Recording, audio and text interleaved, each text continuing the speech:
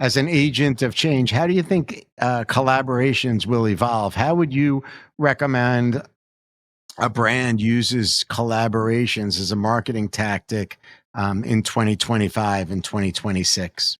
So you and I have been doing it a long time, and we've also been saying for a good number of years that it is no longer unexpected that you're doing a collaboration. A collaboration to me is now traditional marketing. Yeah, it's amazing. I mean, we really did invent it. I mean, we had to go convince people that it was crazy. a thing. I can only talk to you about this. It's like wild, right? We had to go out there and convince people that it's not a bad thing. I mean, I think before us, I think Halston had done some things years before. And I think it was Halston and JCPenney that were in the 70s or whatever years those were. And that fell flat. And that whole idea fell dormant. It just all fell apart. And it really wasn't being used. And you and I were working for Fashion Week at the time in New York, CFDA, 7th on 6th.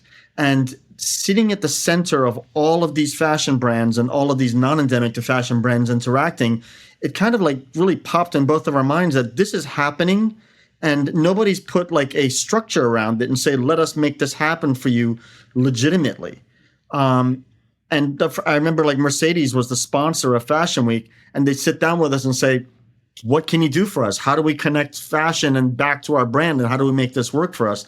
And so we've been there for a long time. And to answer your question, I no longer think of collaborations as just the idea itself to be exciting, because it is now traditional.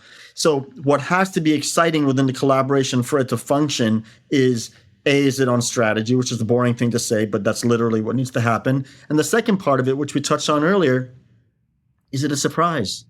Does it make me stop and look?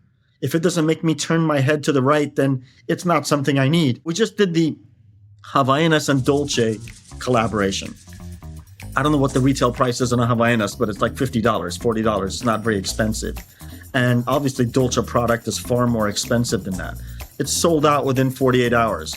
It gave access to Dolce & Gabbana to a lot of people at the lower price point, but it was a surprise to them. It was fun. It wasn't something I have to really give a lot of thought to.